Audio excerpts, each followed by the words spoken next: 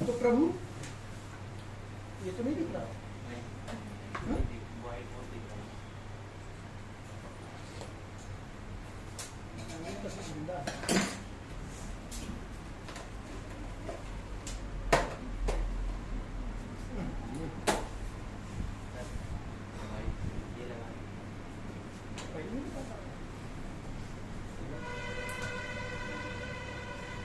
क्या किया था लास्ट क्लास में? प्रेजेंट इंडेफिनिट के बारे में हमने क्या क्या जान लिया था? बताएगा कोई? कौन से ऐसे पॉइंट आपके क्लियर हुए थे जो आपको नहीं पता थे? कौन बताएगा?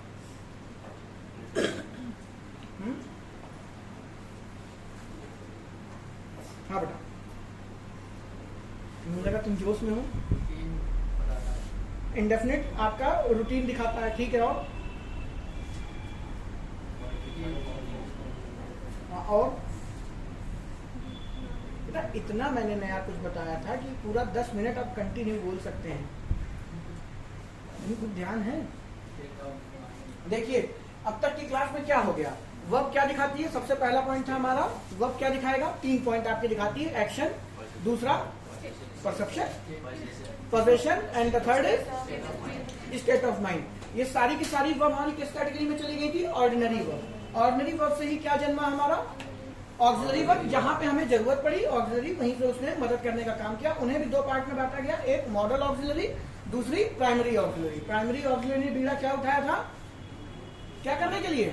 कि वो जहां जहां जरूरत पड़ेगी हम हेल्प करेंगे। मैंने दिखा दिया था कैसे हेल्प की जाती है, इसीलिए उनको क्या नाम दिया गया था? Primary auxiliary verb. इसका दूसरा पार्ट था मॉडल, वो बात की बात है। प्राइमरी ऑक्सिलरी वर्ब में हमने स्टार्ट किया था क्या? डू। ठीक है, डू आपकी एक ऐसी हेल्पिंग वर्ब है जिसने प्रतिज्ञा ली थी किसकी मदद करने के लिए? इंडेफिनिट की। और बी ने किसकी की थी? कॉन्टिन्यूअस। और थर्ड आपकी हैव ने किसकी की थी? परफेक्ट की। हाँ, मैंने जो मेजर पॉइंट डिस्कस किए थे वो ये कि आपका जो इसको ऐसा समझ लेते हैं। दूसरी पॉइंट हमने बात की थी कि जो V1 है वो किसको रिप्रेजेंट करता है? प्रेजेंट टाइम को। V2 किसको रिप्रेजेंट करता है? पास्ट टाइम को। और V3 किसको रिप्रेजेंट करता है? स्टेट ऑफ एन एक्शन को। ये किसी भी चीज के टाइम को नहीं दिखाता, ये किसको दिखाता है? स्टेट ऑफ एन एक्शन, वो भी परफेक्ट। यानी V3 का टाइम लाइन से कोई लेना देना नहीं है, इसी वजह से V3 कोई वर्ब ही नहीं है। जो वर्ब टाइम को दिखा सकती है उन्हीं को हम वर्ब कहते हैं। आपकी कौन सी है? वर्ब की फर्स्ट फॉर्म और वर्ब की सेकंड फॉर्म, जिसको हम V1 V2 के नाम से जानते हैं। इसके बाद जितनी भी वर्ब है, फॉर एग्जांपल आपकी किताब लिख देती है शायद V4 को क्या? V1 plus ING। लेकिन V1 प्लस ING किसके क्या दिखाने के लिए काम आता है? कॉन्टिन्यूअस। भाई ING फॉर आप कॉन्टिन्यूअस में तो लगाते हो। तो ये जो दोनों चीजें आपने किताबों में पढ़ रखी हैं एज अ वर्ब, इनका काम क्या होता है? स्टेट ऑफ एन एक्शन को रिप्रेजेंट करना, ना कि टाइम को। और किसी भी टेंस के अंदर हमें क्या जरूरत होती है?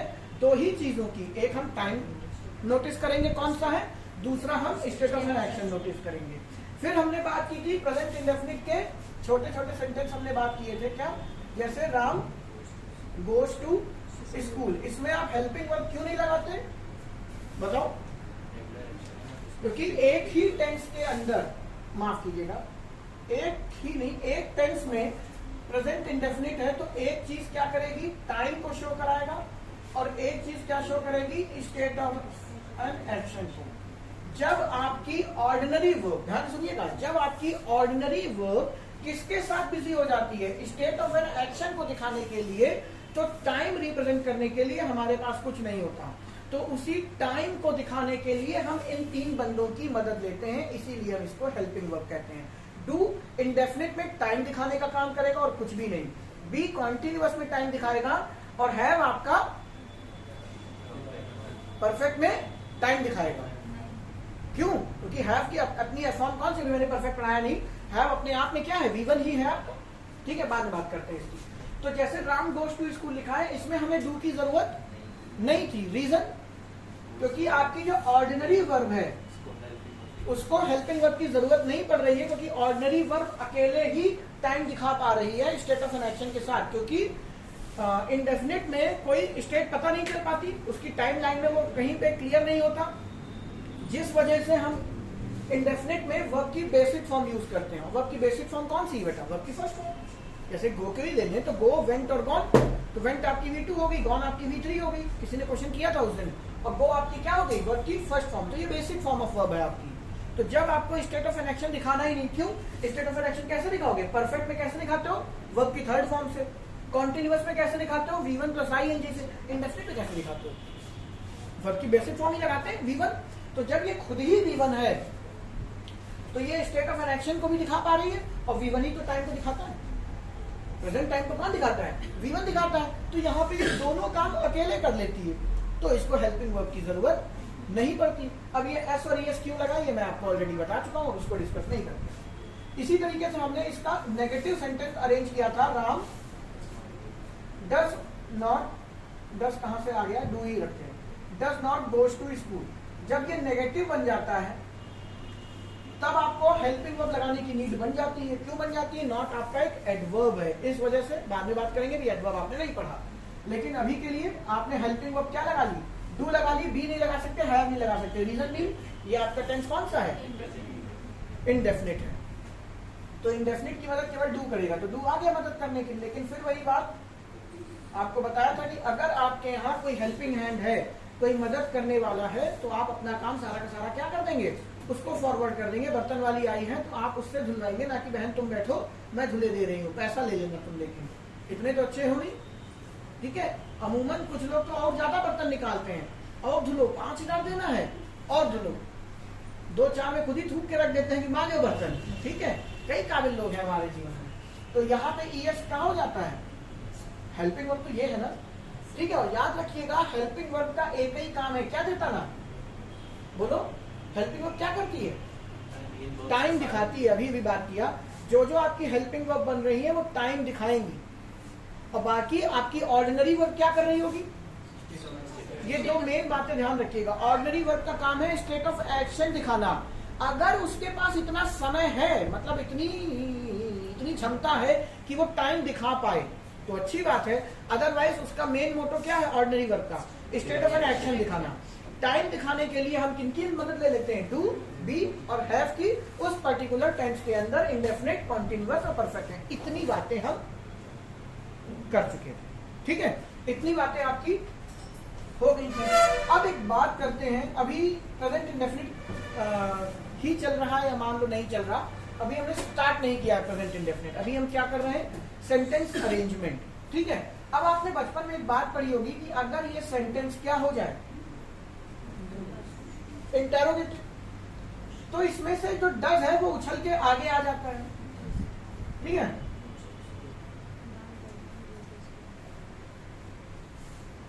मेरा प्रश्न है क्यों?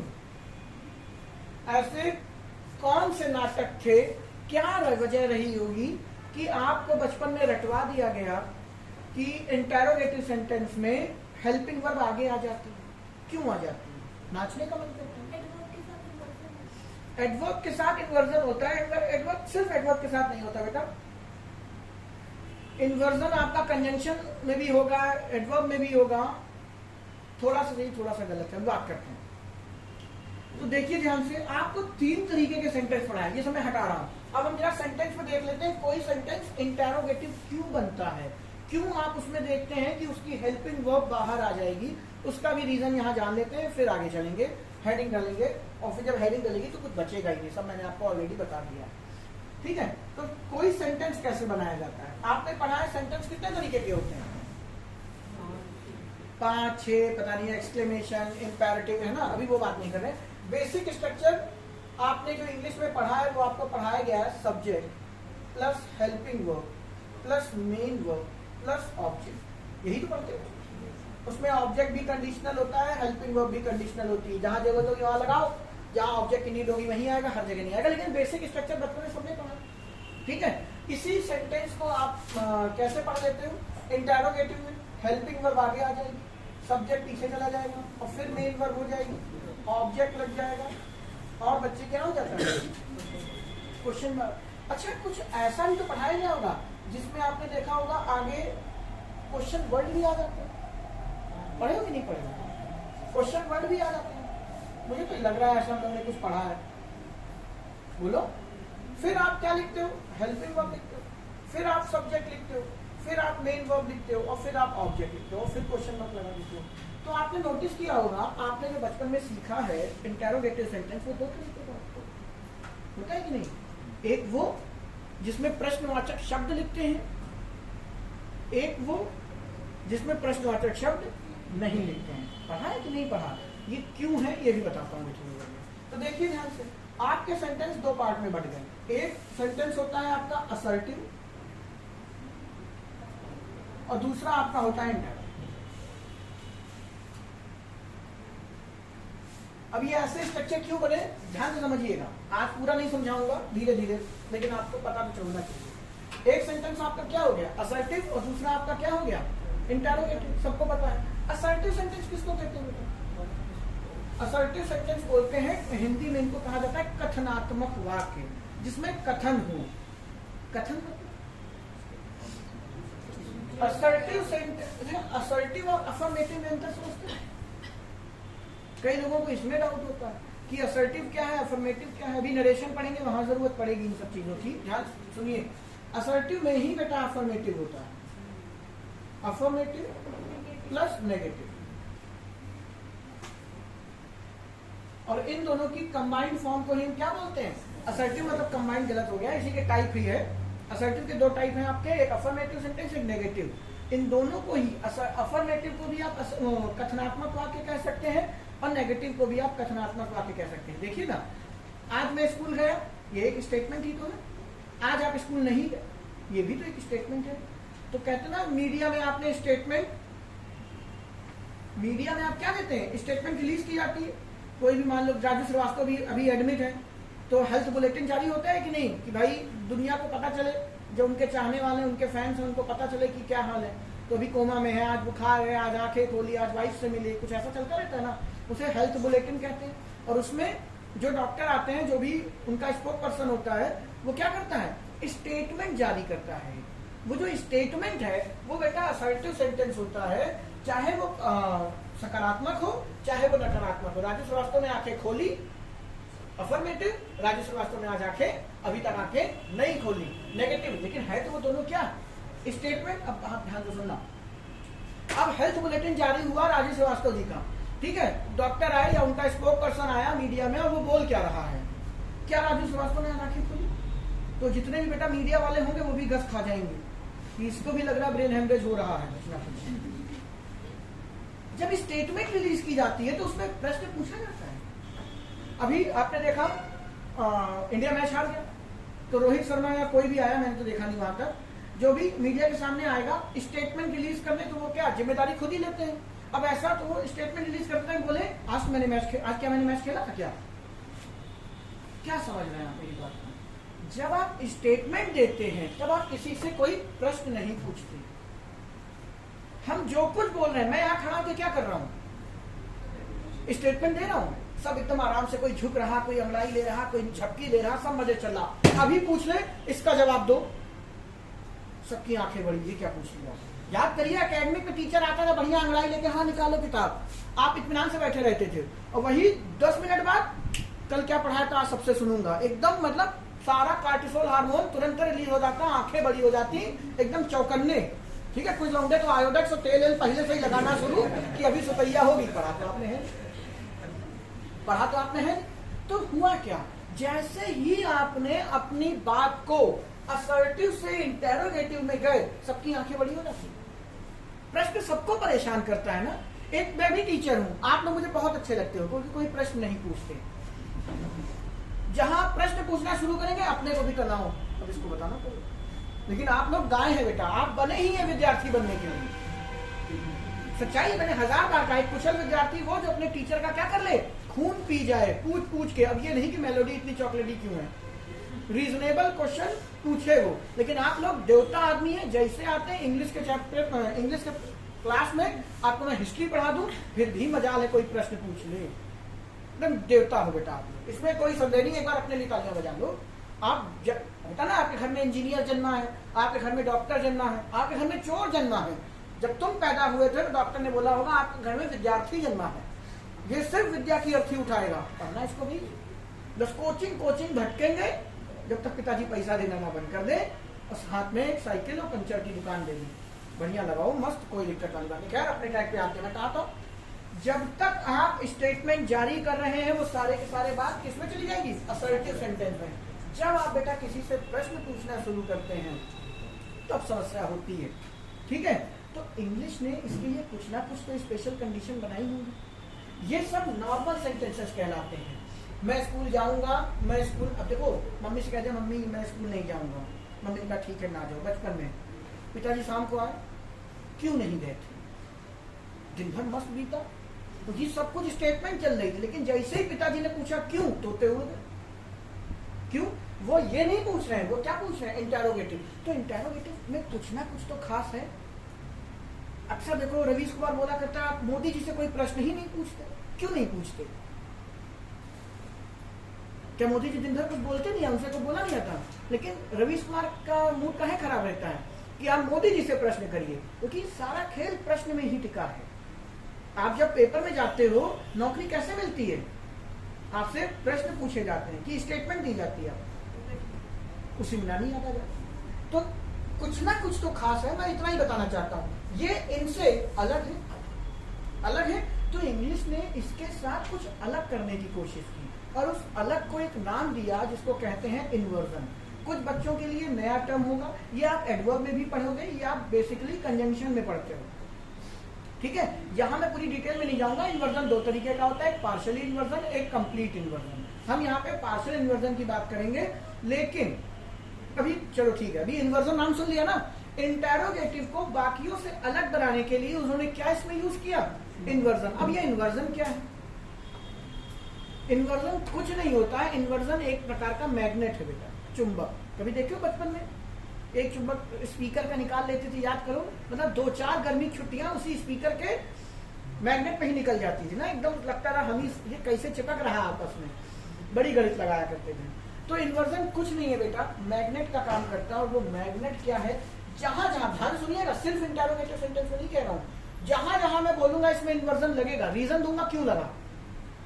लेकिन जहां जहां आपसे बोला जाएगा कि this sentence will follow inversion, magnet का काम करेगा। अगर इन्वर्जन लग रहा है तो मैग्नेट किस पे काम करता है, जैसे लोहे पे, वैसे ही हेल्पिंग वर्ब पे।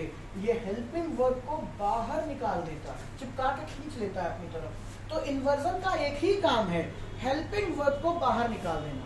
और भी एक काम है, लेकिन अभी आप बच्चे हैं, जैसे जैसे चैप्टर बढ़ेगा आप धीरे धीरे जानेंगे। तो इन्वर्जन क्या है, अगर आपसे कोई पूछ ले तो इन्वर्जन में कुछ नहीं करते, इन्वर्जन में बस ये करते हैं, हेल्पिंग वर्ब आगे और सब्जेक्ट आपका क्या हो जाता है पीछे। आप नोटिस करिए, यही तो आपको बचपन में पढ़ाया गया है कि ये किसका एग्जाम्पल है, असर्टिव सेंटेंस का, नॉर्मल सेंटेंसेस है। ये किसका एग्जाम्पल है, इंटेरोगेटिव का। ये किसका एग्जाम्पल है, इंटेरोगेटिव का। देखो दोनों में क्या लग रहा है, इन्वर्जन लग रहा है, दिख रहा। आपकी हेल्पिंग वर्ब सब्जेक्ट से कहां लगी है, पहले लगी है। आपकी हेल्पिंग वर्ब सब्जेक्ट से कहां लगी है, पहले लगी है। यानी कि जब भी, ध्यान सुनिएगा, जब भी आपको अपनी हेल्पिंग वर्ब सब्जेक्ट से पहले दिखाई देगी, आपको ये नहीं समझ लेना है गधों की तरह कि ये क्वेश्चन इंटेरोगेटिव सेंटेंस है। आज के बाद आप बोलेंगे कि ये इन्वर्जन फॉलो हो रहा है। क्या बोलेंगे, कब बोलेंगे, क्यों बोलेंगे, अभी नहीं पता, बताओ क्यों हो रहा है ऐसा, क्यों इन्वर्जन में इसको बाहर कर लेते हैं, अभी बात करते हैं। लेकिन इन्वर्जन क्या है, इन्वर्जन में आप सीधे सीधे, अभी मैं हेडिंग हेडिंग कुछ नहीं बना रहा, केवल समझा रहा हूँ। इन्वर्जन में आपको क्या करना है, हेल्पिंग वर्ब आपकी पहले आ जाएगी, सब्जेक्ट बाद में। कभी कभी आप देखेंगे मेन वर्ब भी पहले आ जाती है, उसको बोलते हैं कंप्लीट इन्वर्जन। अभी वो आपके लिए नहीं है, बाद में आगे एडवर्ब और कंजंक्शन में डिटेल देखेंगे उसकी। अभी ये पार्शियल इन्वर्जन का एग्जांपल है कि हेल्पिंग वर्ब सब्जेक्ट से पहले आ गई। क्यों आ गई, इन्वर्जन जहां जहां लगता है वहां पर आपको जोर देना है अपनी बात, ध्यान से सुनिएगा। अब आज के बाद मैं कहूं इसमें इन्वर्जन लग रहा तो आपको समझ लेना है इसमें बात पे क्या दिया जा रहा है, एम्फसाइज किया जा रहा है, जोर दे के कहा जा रहा है। कभी जोर दे के बात कहा है, कभी स्कूल से बाहर निकलो, कहा बाहर मिलो तुम्हें मारेंगे, लंबा सोचा नॉर्मल बोल रहे हैं, फिर निकल बाहर, अभी दिखाता हूँ तुम्हें, बाहर निकलो, आज टांगे ना तोड़ दी, घर नहीं जा पाओगे तुम, लौंडा अंदर कांप रहा कि कैसे बाहर जाए। क्यों, आपने बात को जोर दे के कहा। आपने किसी को शादी का कार्ड दिया, भाई मेरी शादी में, हाँ भाई आएंगे, गले मिला, चला गया। लेकिन एक अरे भाई की शादी कैसे नहीं आएंगे, तुम पहुंचो ना पहुंचो मंडप में, हम फेरे ले लेंगे, तुम घबराना नहीं, हम आ रहे हैं शादी में। जोर दे के कहना कोई भी बात। पिताजी ने बेटा अगर इस साल पास नहीं हुए,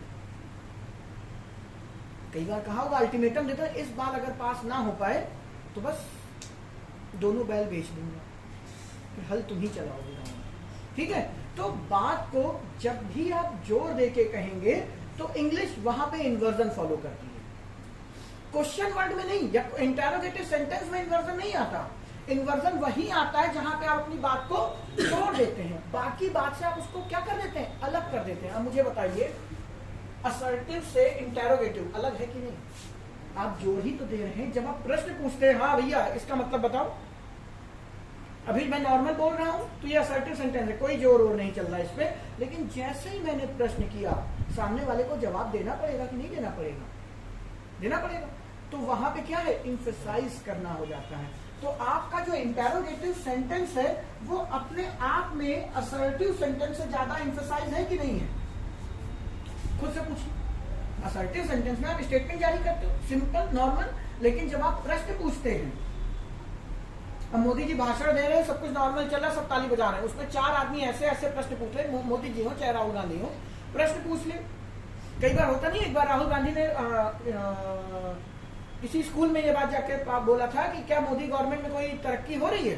सारे बच्चे एक साथ चिल्लाए थे हाँ, अब बंदा झेल गया। आपने देखा, एग्जैक्ट स्टेटमेंट ये थी, मुझे नहीं पता, सारे बच्चे चिल्लाए हाँ। अब वो तो एक्सपेक्ट क्या किए थे कि ना बोले, तो उसने धीरे से बोला कि आपको लगता होगा लेकिन मुझे नहीं लगता। फिर उसने अपनी बात ऐसे खत्म की, पुरानी बात है। क्यों?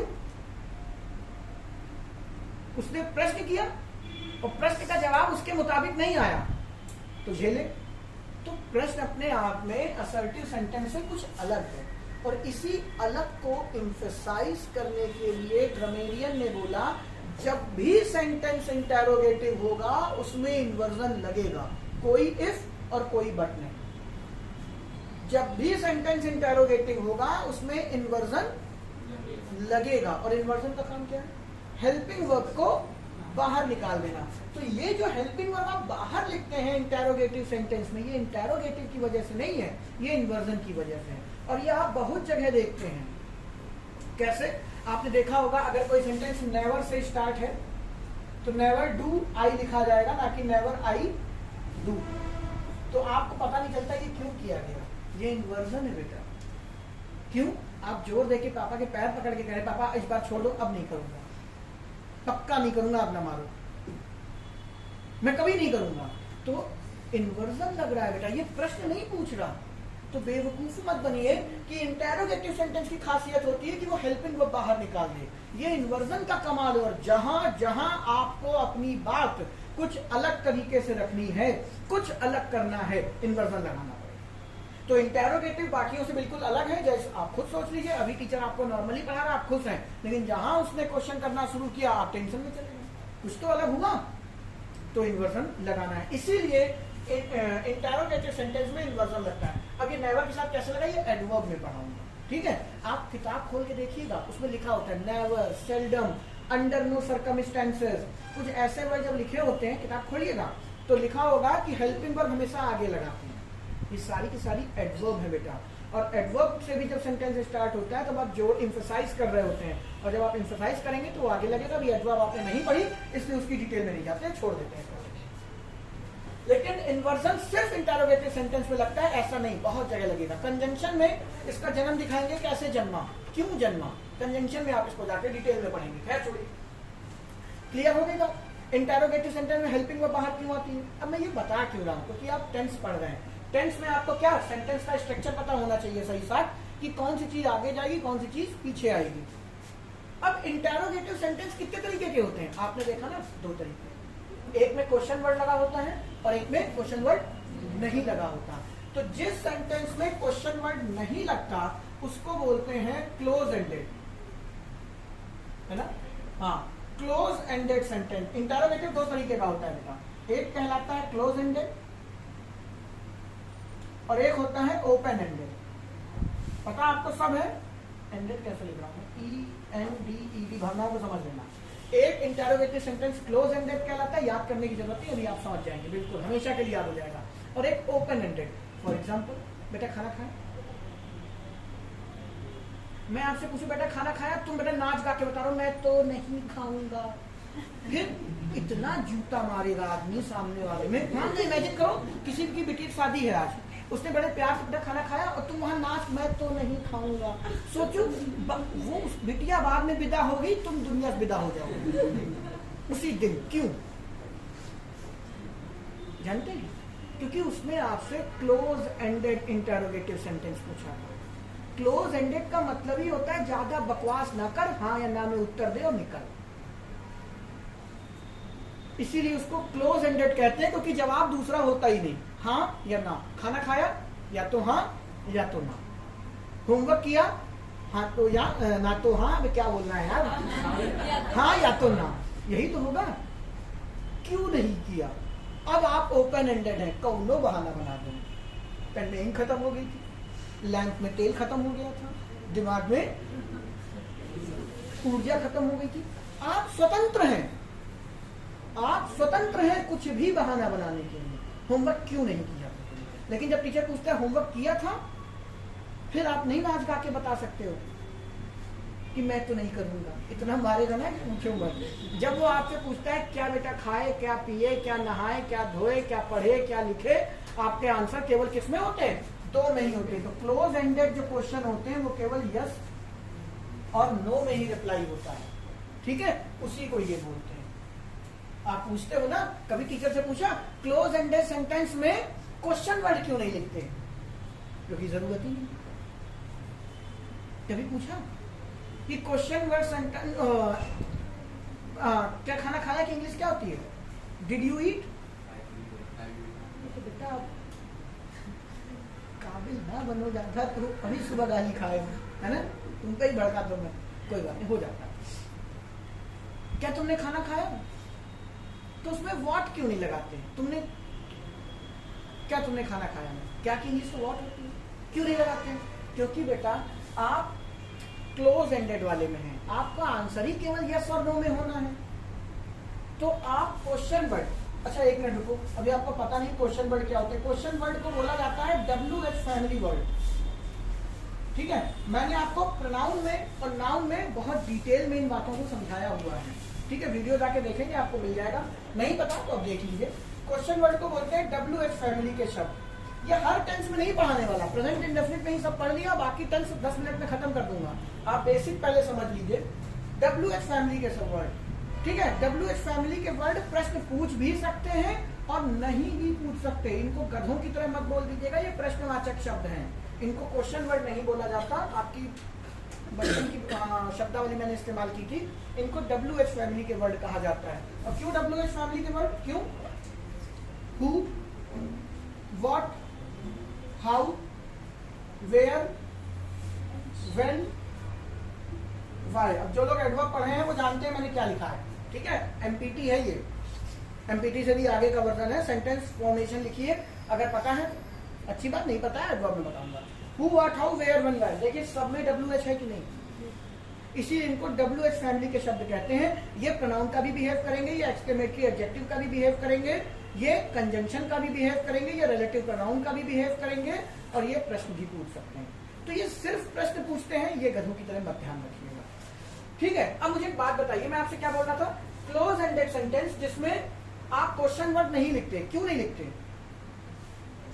क्योंकि क्वेश्चन वर्ड से कोई लेना देना ही नहीं है सेंटेंस को। आप देखिए अभी इस सेंटेंस में हाउ लगा दें अगर, तो अगर ये क्लोज एंडेड सेंटेंस है तो हाउ का कोई मतलब रह जाएगा? कोई मतलब रह जाएगा? कोई मतलब नहीं रह जाएगा, क्योंकि आंसर किसमें चाहिए मुझे? हाँ या ना। इसीलिए जिन प्रश्न का आंसर हाँ या ना होता है उसमें WH फैमिली वर्ड यूज नहीं होता। जिसमें ये यूज होता है वो आपका ओपन एंडेड होता है, क्योंकि आप स्वतंत्र हो जाते हैं कोई भी आंसर करने के लिए। तुमने खाना क्यों नहीं खाया? तो 50 रीजन आप दे सकते हैं, लेकिन क्या तुमने खाना खाया? आंसर केवल क्या हो सकता है? 2, हाँ या ना। तुमने खाने में क्या खाया? 1.5 लाख क्वेश्चन आंसर आप दे सकते हैं, ये खाया वो खाया, लेकिन क्या तुमने खाना खाया? आंसर नहीं दे सकते। तो समझ गए बात को कि जो जिसका आंसर आप ज्यादा नहीं दे सकते, केवल यस और नो में दे सकते हैं, वो क्लोज एंडेड कहलाता है। और जिसका आंसर आप लाखों में निकाल लें। ठीक है, टीचर पूछता था कल स्कूल क्यों नहीं आए थे, आप देखो फिर ऐसे ऐसे बहाने। टीचर पूछता क्यों नहीं आए थे, मैं सोच सबसे बेहतरीन बहाना एनालाइज कर रहा हूँ कौन सा है, क्योंकि है तो दिमाग में हजारों। तो वो आपके क्या हो जाते हैं, ओपन एंडेड। लेकिन दोनों में ही क्या लग रहा है, एम्फसाइज करते हैं आप सेंटेंस को, जोर देके ही तो प्रश्न पूछा जाता है। प्रश्न अपने आप में क्या है, एम्फसाइज ही तो है नॉर्मल स्टेटमेंट से। भाई अभी नॉर्मल बोलता था, अभी तुम्हें खड़े हुई जरा इसका जवाब दो, टेंशन होगी, एम्फसाइज कर दिया मैंने। तो इंटेरोगेटिव सेंटेंस में एम्फसाइज अपने आप इंप्लीमेंट हो जाता है, और जहां एम्फसाइज करेंगे वहां पे क्या इंप्लीमेंट हो जाएगा, इन्वर्जन। और अगर उसमें इन्वर्जन लगा है, आज के बाद मेरे मुंह से आप जब भी सुनेंगे इन्वर्जन, तो आपको तुरंत बत्ती जल जानी चाहिए, हेल्पिंग वर्ड को बाहर ले लेना है। ये क्वेश्चन वर्ड की खासियत नहीं है, ये किसकी खासियत है, इन्वर्जन की खासियत है। समझ गए? तो थोड़ा पेपर के लेवल पे ले चले, अभी तो ये बच्चों वाली बातें मैं कर रहा हूँ। हाँ सर सुनाओ। एक ही एम्फसाइज का मतलब होता है जोर देना। ठीक है, जोर कैसे दिया जाता है, मूवी देखियो बेटा, मुझसे शादी करो, देखिए, मान नहीं सकते, देखी ना। उसमें एक डायलॉग है, एक तरफ राजपाल यादव खड़ा है, ठीक है, और उधर सलमान खान खड़ा है, ठीक है, और हीरोइन का नाम क्या है, प्रियंका चोपड़ा, ये पीछे खड़ी है। अब वहां पे वो कैसे डायलॉग बोल रहा है, ये सलमान खान का मुंह, वो क्या बोल रहा है कि उसकी माँ को देखा है, बाप कितना बूढ़ा है, माँ कितनी जवान है, कुछ ऐसी स्टेटमेंट पास कर रहा है। तो इधर से राजपाल यादव क्या बोल रहा होता है, मेरी दृष्टि से देखने की कोशिश करो। तो वो पीछे खड़ी होती है और माँ बाप की बुराई करने पड़ा होता है। तो जब वो पीछे मुड़ के देखता है, तो प्रियंका चोपड़ा का एक डायलॉग है, पहले स्टेटमेंट है डोंट टॉक टू मी, अब एग्जैक्ट मुझे ध्यान नहीं है, डोंट टॉक टू मी, मुझसे बात मत करना। फिर उसी लाइन को वो दोहराती है, don't ever try to talk to me. दोनों बात की हिंदी सेम है बेटा, बस जोर दिया गया है कि मुझसे कभी बात करने की कोशिश भी मत करना, बात तो छोड़ो कोशिश भी मत करना। तो अपनी बात को ऐसे जोर देके कहा जाता है। ठीक है, अगर ये नहीं याद है तो होता नहीं है। आप एक मूवी और मैं नाम बता रहा हूं, गजनी, देखियो, वो मोबाइल कंपनी का नाम क्या था, एयर वॉइस, मुझे ठीक से ध्यान नहीं। तो वो अपनी जब मीटिंग ले रहा होता है, तो उसमें वो कहता है मैं ये कर सकता हूं, ये मेरा विश्वास है, मैं ही ये कर सकता हूं, ये मेरा घमंड। जो मैं ही वर्ड जो लगा हुआ है, ये एम्फसाइज कर रहा है किसको, जो पुराने हैं वो तो जानते हैं ना, मैंने आपको क्या पढ़ाया है, एम्फेटिक प्रोनाउन याद है, reflexive pronoun, emphatic pronoun, myself, me, याद करो, माई सेल्फ, योर सेल्फ। तो इसका शायद वीडियो भी नहीं है बेटा, मुझे नहीं जाना है कि मैंने इसका वीडियो रिकॉर्ड किया हो।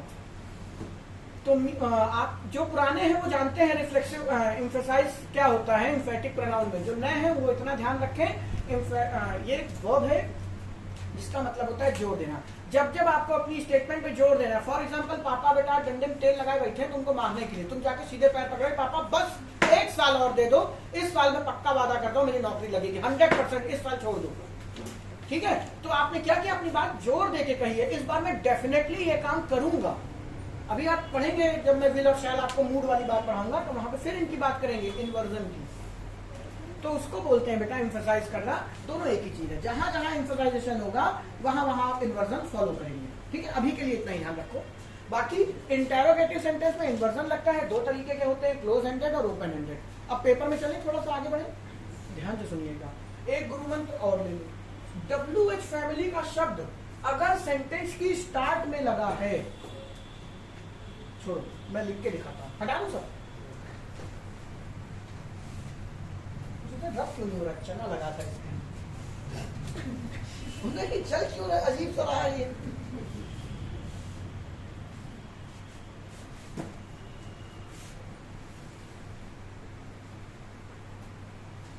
एक मूवी है आई नो, मैं लिख ही देता हूं,